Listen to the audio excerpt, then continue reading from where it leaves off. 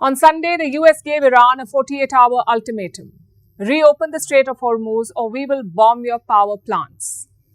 That deadline came and went. In the meantime, Donald Trump blinked. Instead of attacking, he paused. He announced a 5-day pause on attacks against Iran's energy infrastructure. But why the sudden U-turn? Trump says it's because they're talking to the Iranian regime. But to determine whether a broader agreement can be reached, we've had very good discussions, very, very good discussions. And you have to understand, I know my whole life has been a negotiation, but with Iran, we've been negotiating for a long time. And this time they mean business. And it's only because of the great job that our military did is the reason they mean business. They want to settle and we're going to get it done, I hope. So Trump says they're having very, very good discussions. But discussions with whom? Who are they talking to? You have Washington on one side and Tehran on the other. They don't talk to each other, at least not officially. In fact, Iran says it's all fake news. It says there are no direct negotiations. At the same time, Iran's foreign ministry has said that friendly countries have conveyed messages and Tehran has given appropriate responses. And who are these friendly countries? There are 3 names doing the rounds: Pakistan, Turkey, and Egypt. In the last 48 to 72 hours, these countries have held separate calls. They've spoken to Trump's envoy Steve Witkoff and Iran's foreign minister Abbas Araghchi. In fact, there are a lot of calls happening. Pakistan's foreign minister Ishaq Dar talked to Araghchi, then he spoke to the Turkish foreign minister. Egypt's foreign minister talked to his counterparts in Iran and Pakistan. He also spoke to Witkoff and Qatar's foreign minister. And all of this happened on the same day, by the way. So it's a lot like shuttle diplomacy. But Qatar denies that it is taking part in any diplomatic efforts. We support all diplomatic efforts in this regard, whether through official or unofficial channels, and anything that can lead to a diplomatic end to this war. However, I want to emphasize that there is currently no direct Qatari effort to mediate between the two parties. Our focus is entirely on defending our country and addressing the losses resulting from the various attacks. Let's focus on Pakistan for a bit. Reports say Pakistan is desperate to play mediator. On Sunday, their army chief and de facto leader Asim Munir called Donald Trump. Apparently, it was to push for mediation. Meanwhile, their leader on paper, Shehbaz Sharif, called Iranian President Masoud Pezeshkian, not once but multiple times. And what did he tell Pezeshkian? That Pakistan wants to play a constructive role in the peace process. Now look at this post by Shehbaz Sharif. He says, Pakistan is ready to host negotiations to stop the war. Basically, they want to hold a peace summit. Trump has now reshared this post on Truth Social. Reports say it could be a summit between US Vice President J.D. Vance and the Iranian speaker Mohammad Ghalibaf. Some reports say Steve Witkoff is already there. If true, this is an ambitious task that Pakistan has undertaken, and we get why. We understand why they want to do it. They're desperate for this war to end. More than 90% of Pakistan's oil passes through the Strait of Hormuz. More than 90% of their imports. Nearly 10% of its GDP goes towards fossil fuel imports. So Pakistan cannot afford costly oil. And that's what it will get if this conflict drags on. But the US plan is not as simple as it looks. They don't just want to end this war. Reports say they're also trying to pick Iran's next leader. The Americans want to choose Iran's next leader. The name doing the rounds is Mohammad Ghalibaf. He is 64 years old. He is a former mayor of Tehran and the current speaker of Iran's parliament. We'll tell you more about the man later. But some White House officials see him as a quote-unquote workable partner. One official even called him a hot option. But we'll see what happens. I think there's a very good chance we're going to end up in a deal. And so we're giving it 5 days, and then we're going to see where that takes us. And I would say at the end of this period, I think it could very well end up being a very good deal for everybody. As good as if we went all the way and just literally annihilated the place, which... The model they're looking at is the one that they have in Venezuela. In January, the US captured Venezuelan President Nicolas Maduro. They struck a deal with his vice president, Delcy Rodriguez. The deal was to keep her in power in exchange for cooperation, especially cooperation on oil. Now, Trump apparently wants the same playbook in Iran. Keep the infrastructure standing, or whatever is left of it. Find someone inside the system who is willing to make a deal, give them protection and get favorable access to oil in return. But here's the problem. Iran is not Venezuela. Ghalibaf may not play ball. In fact, his public posts are mocking the US. And amid all of this, you have Benjamin Netanyahu, the Israeli Prime Minister. He's still framing this as a military operation. So the US is calling for a pause, but Israel is twisting it.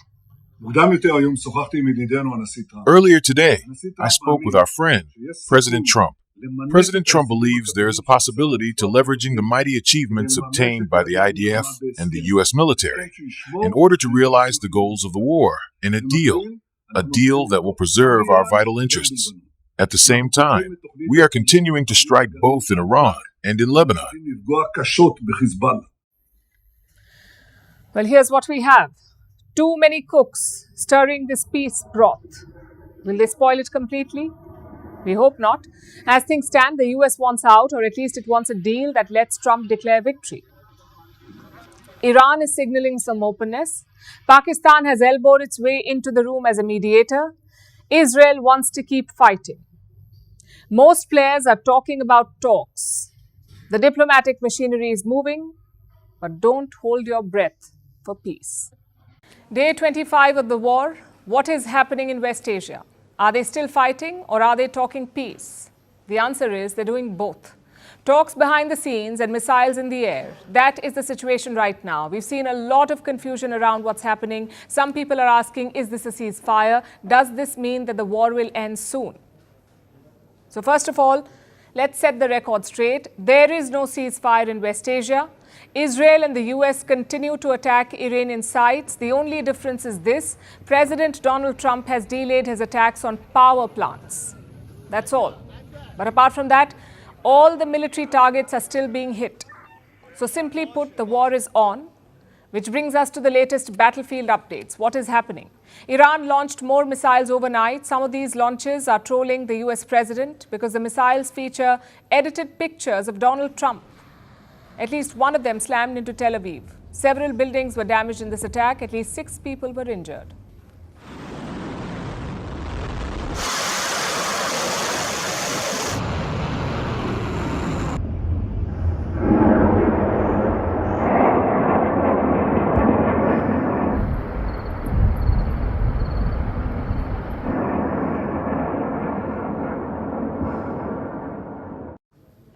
Another missile hit northern Israel, and this comes after 2 major hits over the weekend. So clearly, the cost is rising for Israel. We are seeing more Iranian projectiles breaching the Iron Dome. Over in the Gulf, the intensity appears to be falling. Projectiles were fired at Saudi Arabia, Kuwait and Bahrain. So far, no damage has been reported. In the Strait of Hormuz, the situation remains unchanged. Iran's military continues to be in charge. We've seen the US try to destroy some of Iran's maritime capabilities, yet Tehran appears to be confident. They say they can control the strait without laying sea mines. Given our sufficient dominance and capability, there is no need to lay mines in the Persian Gulf, and we will make use of every available means to ensure security whenever necessary. Which brings us to the other side. Israel continues to bomb Lebanon to the north. They hit parts of Beirut and southern Lebanon. So far, more than 1,000 people have been killed in these attacks. That's 1,000 deaths in Lebanon. Plus, more than 1 million people have been displaced.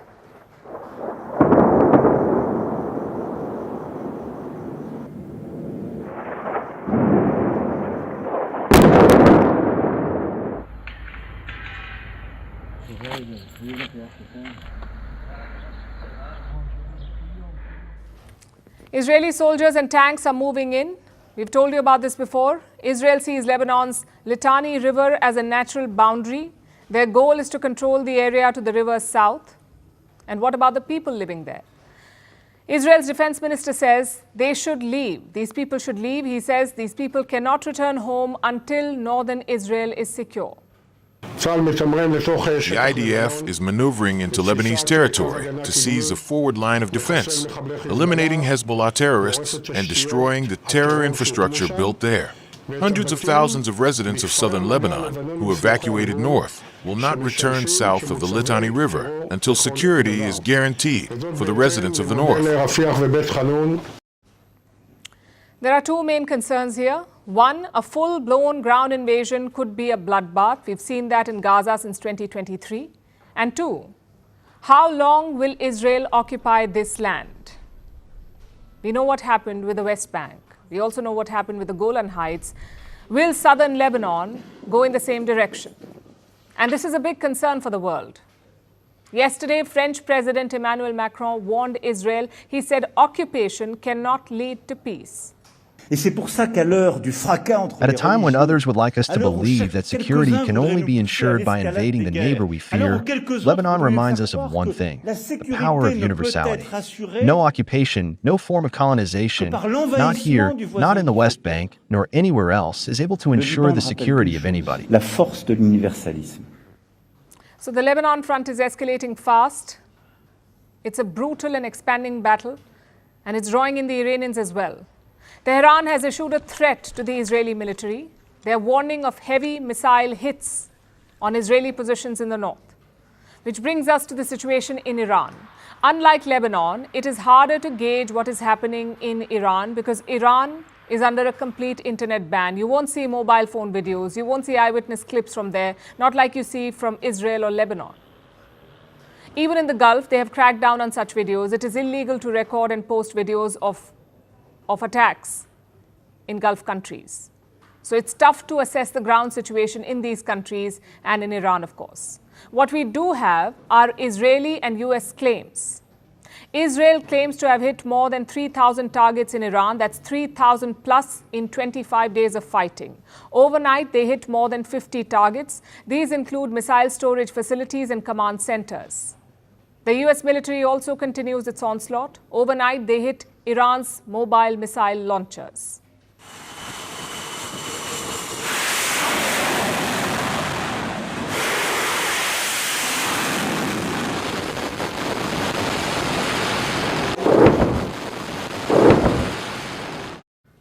The US military claims Iran is desperate, which frankly is not surprising. This is an existential threat for the Iranian regime, so naturally they are desperate to survive. The regime is on alert against possible rebellions. Their supporters have been mobilizing on the streets. Yesterday, a large protest was organized in Tehran. Many of the protesters were shouting, "Death to Trump."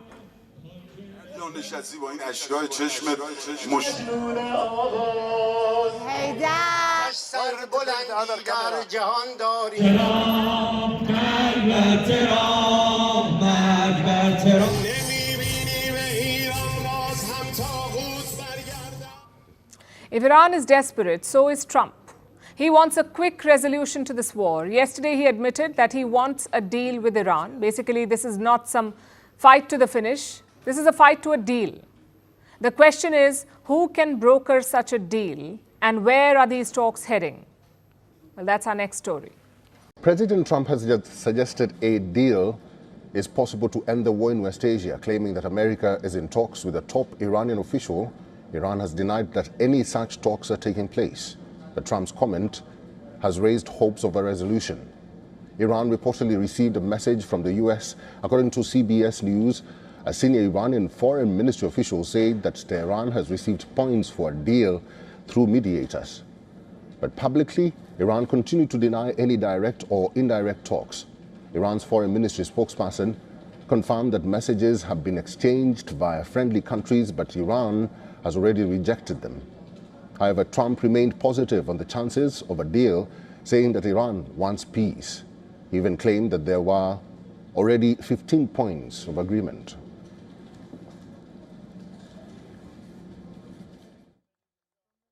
You said there's many points of agreement with Iran right now. Many.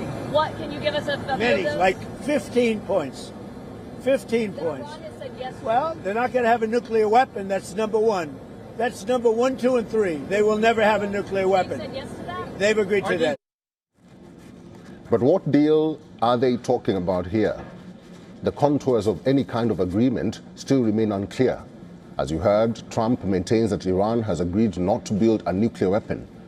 Tehran has always denied wanting one. The other issue could be zero uranium enrichment. Trump has also said that Iran must give up its enriched uranium stockpile. Iran has repeatedly rejected the idea of zero enrichment. We're looking for all of the things that we've been talking about. We want to see no nuclear bomb, no nuclear weapon, not even close to it, low key on the missiles. We want to see peace in the Middle East. We want the nuclear dust. We're going to want that. And I think we're going to get that. We've agreed to that. Yeah, we've agreed to that. You want the enriched uranium before you can end this And we want no enrichment, but we also want the enriched uranium. Iran has already outlined its conditions to stop the war. These 6 core conditions include a new legal framework governing traffic in the Strait of Hormuz and closure of all American military bases in that region. Iran has also said that they want guarantees against further aggression by US and Israel, payment of reparations for damages caused during the conflict, prosecution and extradition of individuals associated with anti-Iran media in the West, and a halt to military operations across all fronts, including against its regional allies like Hezbollah. Meanwhile, the big question right now is, where does Israel stand? Will it accept a US-Iran deal? For now, Israel says it will keep striking targets. And here's the ground situation. Strikes were reported at energy facilities in Iranian cities of Isfahan and Khorramshahr.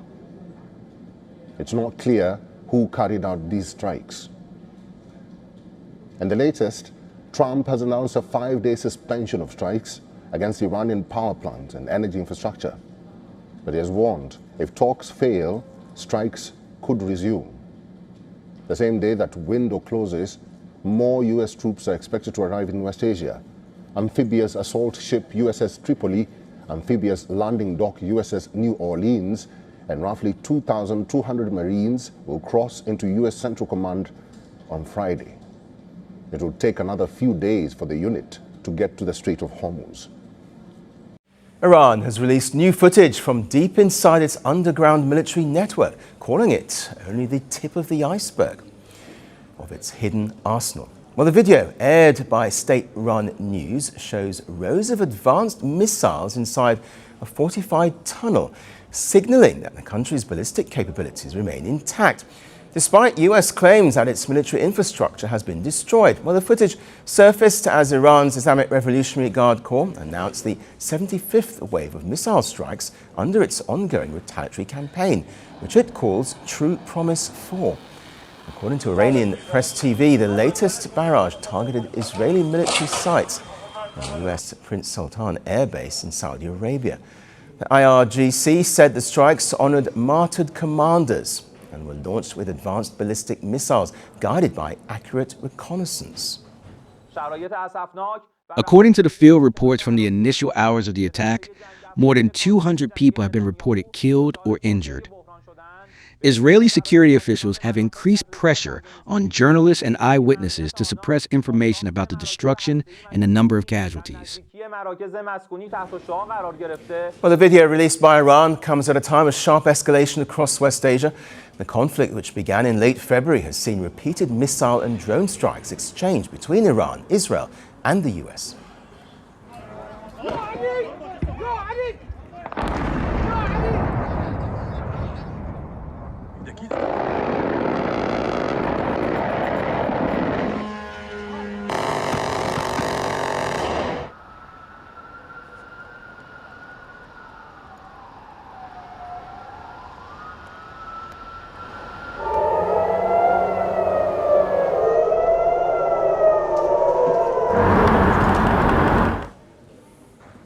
Iranian state media also showcased a separate underground missile city filled with naval drones, anti-ship missiles and sea mines. The tunnels appear to house a large fleet of suicide unmanned surface vehicles, or USVs, which Iran says it's using to choke the Strait of Hormuz. The Islamic Republic of Iran has full authority and holds the initiative in the Persian Gulf region and Oman's territorial waters, exercising smart and firm control over the Strait of Hormuz. However, if necessary, we will use all available means to ensure security. These USVs operate not only on water but also below the water's surface. They carry explosives for one-way missions and are extremely hard to detect, especially at night. Iran has also displayed a broader range of weapons inside these underground facilities. The footage shows kamikaze drones, naval variants of the Shahed 136, explosive boats and multiple anti-ship missile systems. Iranian officials say these systems can be deployed rapidly if the conflict continues to intensify. They also claim that underwater launch missiles are capable of traveling at 100 meters per second and could be used in the coming days. With the conflict showing no signs of abating, is Iran's latest footage simply a visual ploy or a real signal that much of its military power may still remain concealed? This development. News that gets straight to the point. Well, we've got all three just for you. Your window into what really matters. Don't miss it. Our next story is about Iran's naval strategy. For days, we've been telling you that the Strait of Hormuz has been under threat. Ships have been attacked, seafarers have been killed, and thousands of crew have been stranded. But Iran is now adding another weapon to this war. It's called the midget submarines. They're small, silent, and very hard to detect. The idea itself is not new, though. Midget submarines have been in existence since the Second World War, but in this war, their one specific capability has brought them into the limelight. And that is laying underwater mines. Even a few mines in the Strait of Hormuz can halt shipping for days. Our next report has more. Beneath the Strait of Hormuz, something is moving, and it isn't a tanker. The war in West Asia has already reshaped these waters. The skies have seen missiles. The surface has seen strikes. And traffic through one of the world's busiest oil routes has dropped sharply. But there is another threat now taking shape. Not in the skies or the surface, but underwater. Iran's midget submarines. They are small, quiet, and in the shallow, crowded waters of Hormuz, very difficult to find. At first glance, they do not compare to the giants of naval power. Take the United States Ohio-class submarines, for instance. These are massive, nuclear-powered, can stay submerged for months, and carry long-range missiles across oceans. Midget submarines are totally the opposite of that. They are built for short missions. They operate close to shore and rely on stealth, not scale. That difference matters in the Strait of Hormuz. This waterway is narrow. Shipping lanes are tightly packed here, and the seabed is quite shallow. That makes it difficult for large submarines to maneuver freely. For a midget submarine, those same conditions are an advantage. Iran has built its naval strategy around this geography. For years, it has studied and trained crews specifically for this environment. It operates the Ghadir-class midget submarines. These are designed for coastal operations. They can lay underwater mines, launch torpedoes, and target commercial or military vessels at close range, all while staying difficult to detect. Tehran reportedly has up to 10 Ghadir-class midget submarines. Yet the concept itself is not new. Midget submarines have been used for decades. They were deployed during the Second World War for covert attacks. The idea is simple: stay hidden, strike suddenly, and vanish before a response can be mounted. That thinking fits into Iran's broader approach. It does not aim to match the United States Navy ship for ship. Instead, it focuses on asymmetric warfare. That means using smaller, cheaper tools to challenge a stronger force, to stretch its resources, and to raise the cost of every response. This playbook is already in motion, with drones, with fast attack boats. Now it has moved underwater. Washington has targeted parts of this network, but many of these systems are decentralized. They are designed to survive. Small vessels can launch from hidden coastal points, and midget submarines remain difficult to eliminate. For the United States, this creates a new challenge. Detecting a large submarine in open water is one thing. Finding a small one in a shallow, crowded corridor is another. Even with advanced surveillance, detection becomes harder.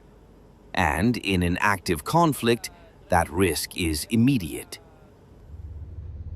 Because experts say the real danger may not be torpedoes, it is mine-laying. Even a small number of naval mines can halt shipping for days or weeks. Clearing them is slow, complex, and risky. Nearly 1/5 of the world's oil passes through the Strait of Hormuz. Any disruption here does not stay local. It spreads across global markets. So, in these waters, disruption does not need to be massive.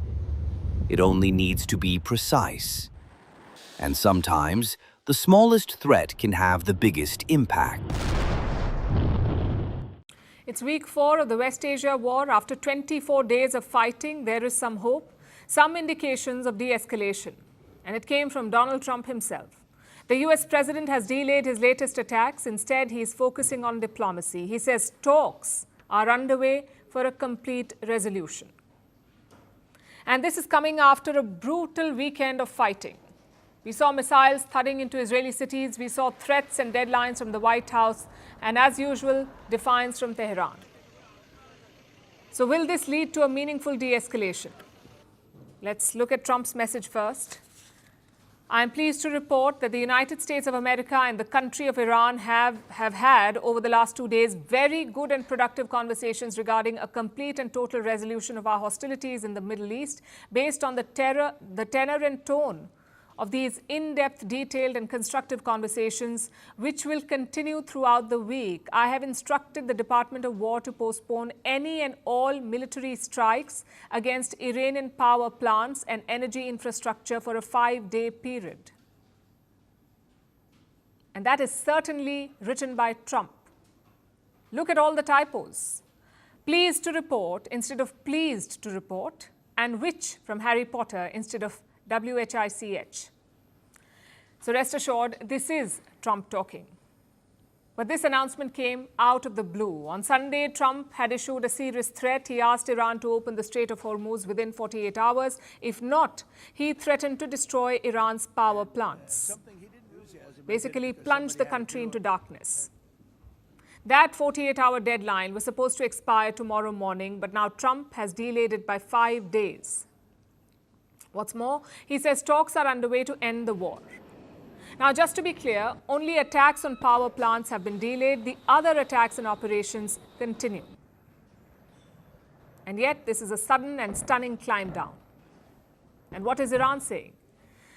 Well, they have not confirmed direct or indirect talks, but their foreign ministry says efforts are underway to decrease tensions with the United States. So who exactly is Donald Trump talking to? The president says his team is speaking to a top leader, but not the supreme leader in Iran. He says if the talks succeed, the war will end soon. We have had very, very strong talks. We'll see where they lead.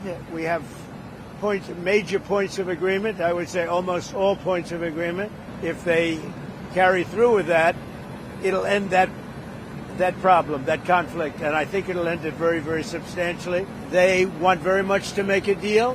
We'd like to make a deal too. We're going to get together today by probably phone, because it's very hard to find a country. It's very hard for them to get out. Will Iran still be able to control the flow of oil? Be jointly controlled. By who? Maybe me. Maybe me. You want the United States to be in Me control and the Ayatollah, whoever the Ayatollah is, whoever the next Ayatollah. Look, and it'll also be a form of a very serious form of a regime change. Now, in all fairness, everybody's been killed from the regime. They're really starting off. There's automatically a regime change. Nothing is clear yet. Some Israeli sources say the US is talking to Iran's parliament speaker. His name is Mohammad Baghir Ghalibaf. Reports say he's exchanging messages via Pakistan, Turkey and Egypt. And if true, this is big news.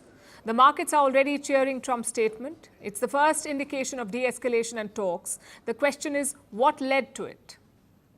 Look at what happened on Saturday. Israel and the US hit Iran's nuclear sites. These are located in the city of Natanz in central Iran. These nuclear sites were hit. In response, Iran fired a massive volley of missiles at Israel. 2 of those missiles slammed into Israeli cities, Arad in the south and Dimona in the Negev desert. More than 180 Israelis were injured in this attack.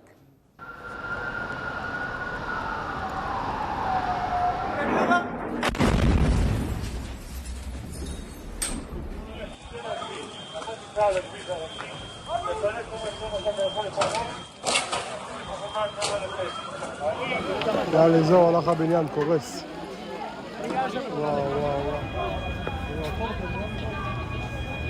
וואו. מה שקורה פה אז היה קטסטרופה. This was a significant strike. Israel claims to have shot down 92% of Iran's projectiles, but these 2 missiles sneaked through. Plus, Dimona is not just any other city. It is home to Israel's secret nuclear facility. This is where Israel enriches uranium for its covert nukes. So think of it as a tit for tat. Israel hit Natanz in Iran, so Iran hit Dimona in Israel. Of course, it did not stop there. Overnight, the Iranians launched more drones and missiles. Some of them had cluster munition warheads. Basically, one bomb explodes into multiple bomblets or clusters. That's what a cluster bomb is. These projectiles were seen over Tel Aviv and Jerusalem. Iran says they also targeted the Ben Gurion airport. Take a look.